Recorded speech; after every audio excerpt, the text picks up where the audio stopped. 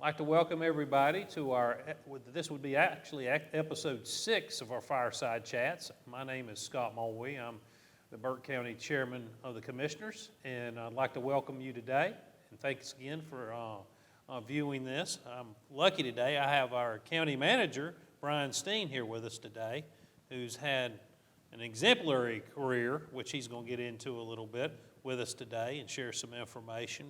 But not only is he a great county manager, he's a great person and a great friend, so we're excited to have him today. Just for full disclosure, it's December 6th, and you've got a little over 2 weeks left till he retires, and it's a well-deserved retirement. So, Bryan, tell us a little bit about your background, how you came to be here in Burke County. Well, I started out, was raised pretty much in Winston-Salem, North Carolina. Went in the Air Force for 5 years, came out, knew that I wanted to go to the State Highway Patrol. Took about 18 months, got there. I had worked on my degree at Guilford College in Greensboro. Got through the Highway Patrol Academy, was sent to Charlotte. Spent about 2.5 years there. Was not able to go to UNC Charlotte. They had some requirements. I was not going to redo my high school algebra to go back to criminal justice degree. Transferred to Davie County, and it took about 3 years to finish my degree. Had the opportunity to go to a master's program at Chapel Hill, and had to leave the Highway Patrol, and I went on, great faith, it would turn out well, and got to Chapel Hill, got through my program, and to show that God had a sense of humor when I was looking for my internship. That was the very first year, something called Click It or Ticket. And I said, well, I've got the highway safety background. I think I can work that in. And sure enough, I did. And I was responsible for working with the upper command staff of the State Highway Patrol on this particular project. And some of them thought I looked familiar. And I told them a little story. And they said, yeah, they had heard about that. But anyways, I left there. Graduated from Chapel Hill, went to the Central Carolina Community College to be the BLET director. Was there for about 1.5 years, 2 years, and I thought, God, I'm working more hours and earning less money than I was on the Highway Patrol. I said, this is not the way it's supposed to work. Doesn't add up. And was able to get a position with the State Attorney General's office back in the mid-90s to help with community policing across the state. And then, lo and behold, about 2.5, 3 years later, they said, oh, by the way, your position's grant funded, the grant's running out, and we're not renewing it, you need to find a new job. And I went home because I'd bought a home down in Sanford, and the paper only came out 1 day a week on Wednesdays. So I opened the paper up when I got there, and the city of Sanford was looking for a superintendent of street maintenance. Now, this was a fun job. Backhoes, dump trucks, motor graders, just all kinds of big boy toys, and I was having a big time. And then I got serious and got thinking about it, the career path. This is kind of limited because I was not going to get a civil engineering degree. I remembered my experience with algebra, and I thought, I'm not doing more math. And started looking around and got my first county manager job in Hyde County. Now explain to everybody where Hyde County is, because being in western North Carolina, a lot of folks they couldn't point it out on a map. Hyde County is about as far east as you can go, and part of Hyde County is Ocracoke Island. So not only did you have a huge landmass with a big lake in the middle, Lake Mattamuskeet, you also had an island, and in hurricane season, that is quite troubling at times, depending on whether you have a good year or a bad year. But I was out there for about 2.5 years. My mom had come down sick, was in the hospital for about 3 months. I couldn't leave because it was the start of hurricane season, and I was the not only county manager, but the new emergency management coordinator because of a by the employee that handled that. Oh, wow. Yeah, he was called out to a fatal accident, and apparently he had been grilling and chilling, and when he drove up to the accident scene, he was immediately arrested for DWI, so that wasn't going to work out too well for him. And again, I couldn't leave because it was like a 6-hour drive just to get to Winston-Salem. So I thought, I can find another job, but I can't find another mom. So I was able to find a job in Stanley County and went there for several years, and got to a point where the manager was going to have to stay longer than he expected because of his wife being so much younger than he was. He couldn't get health insurance for her, so he had to stay in the position to keep her under insurance. And I went to Stokes County, and was there for almost 4 years, and at that point in time, I had the 30 years in the retirement system, so I qualified for full retirement. And I was ready to retire. I'd had all the late night meetings, all the budget squabbles I cared to have, and a fellow that worked for me, Mark Delhunt, told me, oh no, you need to go to Burke County, because Burke County in 2010 was searching for a new manager. And one thing led to the other. Wayne Abley and Redmond Deal got hold of me and wouldn't let me, like a bulldog, wouldn't let me go. And I wound up coming up here, and I am completing 12 years here. And to my thinking about this, some of that, I only originally came up here figuring 4 years, and I'd go ahead and retire and go into federal service. And that, now you need to stay another 4. When I did that 4, now you need to stay another 4. That brings us to where we are now.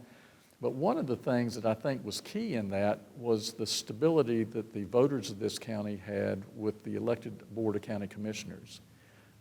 Because in 2012, you had a little adjustment there, and we have been very stable ever since then. And that stability allowed the board and key staff members to identify projects that they felt were in the best interest of the citizens of this county to do. And I mean, one of them would be the consolidation of 911 services, and we also went forward with a grant to build a state-of-the-art facility for them to operate out of. We saw the need for a library senior center in eastern Burke County down in Hildebrand. Took that from an idea to a reality. We expanded the library in Valdez. We put a new EMS station uptown here to better serve the citizens in this area, because you've got such a large population in this area. And cutting response time 2 or 3 minutes for a heart attack or a stroke victim is tremendous. That can change the outcome from being at the funeral home to being back for your next birthday. And not only did we do that here in Morganton, but we built another base down on the south end of the county. And I'd heard horror stories of it taking 20, 25, 30 minutes to get some of those areas down there. We built another convenience site on the south end. We extended water lines on the south end. You did a new jail and magistrate's office. And before, the magistrates were over here, the jail was over there, the law enforcement officers having to load people up 2 or 3 times in their car. And that's an opportunity for resistance, and it's also wasted time for that police officer not being able to get back and respond to calls. We changed the sally port on the courthouse to be much, much more secure and effective. And we also overhauled the heating system at the courthouse, and we took office space that was sitting vacant and repurposed it for benefit for the Register of Deeds is able to serve their citizens better now. You put probations on the campus where they were coming from and saved a bunch of rent being paid for their other places. But it has been phenomenal. I mean, these are the kinds of the experiences that a public servant lives for. And then to top that off with icing on the cake is about 20-some miles of trails out at Lake James and a beautiful covered bridge. And this has all been in 12 years. And just to put this into some context, during that 12 years, we have had 2 tornadoes affect Burke County. You have had 1 large forest fire to affect Burke County. And then, of course, we all remember and are experiencing the pandemic. And what that has done, turned things on its ear. We had to utilize the conference center as a courthouse because the court system was not allowed to have court in the courthouse building. So again, and the employees. The board stability also saw them do 2-3-year cycles of studying pay and trying to get pay taken care of and treat people fairly. And that has helped to stabilize. Now we're seeing some pressures from the market now. People are trying to steal our employees and we're having to deal with that. But these people can go anywhere in the state of North Carolina and work. And they choose to stay here because we are making a sincere effort at compensating them properly. So again, for me as a public servant, career public servant, this has been probably the most 12 rewarding years in my entire life. And folks, it's unbelievable during that 12-year span. I won't expand upon what he just said, but you also have to think, because we've had stability and we've been very prudent while building out infrastructure. And we're not talking about vehicles, or you're talking about the big toys like out at landfill, or some of the other departments we have that are very expensive to buy, that were way behind their useful life, that we've replaced in the last, however many years, not to mention EMS ambulances. There's a lot that goes into it, and especially budget. And, we've been able to accomplish this, and we have almost no debt. And our debt capacity is tremendous, but our debt load is almost nil. And so that's why we have the highest rating, bond rating you can get. We're very proud of that. And also, something I'm very proud of that he's overseen as well, that we've accomplished all these goals and kept the debt extremely low, but we've also built back the general fund, which, by the way, folks, is like your savings account at home. And when you came here, where was it? You were probably below 10%. So below 10%, for folks watching at home, you have to have an 8% minimum. And if not, the local government commission can come in and take over your finances, which is not a good look. And it happens rarely, but it can happen. But now, we've accomplished this, and now our general fund balance is 32%. That's correct. Which the recommendation for a county our size is 30 to 35. That's right. So hardly any debt, great savings account, general fund, and we've been able to build out these capital projects and been aggressive. And some of the other things that Bryan will not get credit for that we already have in the pipeline, that a lot of the projects we're working on now, acquisitions, because it doesn't sleep just because you're retiring, but he has kept the pedal to the metal, and so we're going to have some more announcements, and we've got convenience sites going out at Jonas Ridge and off Highway 70, the East Burke convenience site, and we're looking at relocating another EMS station. So we've been working on all these things during his last year, and looking at obviously an animal shelter at some point in the future. And so it never rests, but we have the ability to afford to be able to do these projects moving forward because Bryan set us up in the right way. I was part of the team. Well, it has been extremely satisfying working with you, and it's been an honor, I'll tell you. One thing I have to ask, what does retirement look like?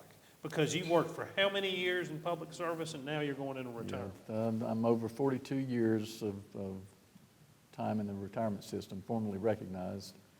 42. So, and during that time, I've had what I would call 6 real vacations. So, that old story about life is 2 periods of play separated by 40 years of work. Well, I'm getting ready to start the second play period. And, when I stepped on an airplane in Charlotte in 1976 to go off to the Air Force, I had no idea how that was going to turn out. But, you have faith, and you go and you do your very best, and God takes care of you. So I don't know what's ahead, but I'm sure it'll be fun. Well, and I know you got some dogs at home that command your attention. Yeah, they're just a little bit rotten. And honestly, with your knowledge base, hopefully you stay active in the community and remain in the community. That's the main thing. You are going to remain living here, so that's exciting because you're growing quite a friend base here, and so we're glad to have you. Is there anything else that you'd like to address today before we go? No, I'm thankful again. It's been a blessing and a pleasure, and I appreciate the board and all the boards that I've served, even the board that appointed me back in 2010. Without them, I would never have been here. And then the boards that came after that were kind enough to keep me, and we were able to do some just really neat and cool stuff that not only are beneficial today, but they will be beneficial for 35 to 50 years or more from now. And again, like you were saying, the county is better positioned to go forward with other things to make a brighter future for the citizens of Burke County. And again, I'm thankful to have been a part of that. Well, not only on behalf of myself and the county commissioners, but on behalf of the people of Burke County, a sincere thank you. It is well-deserved.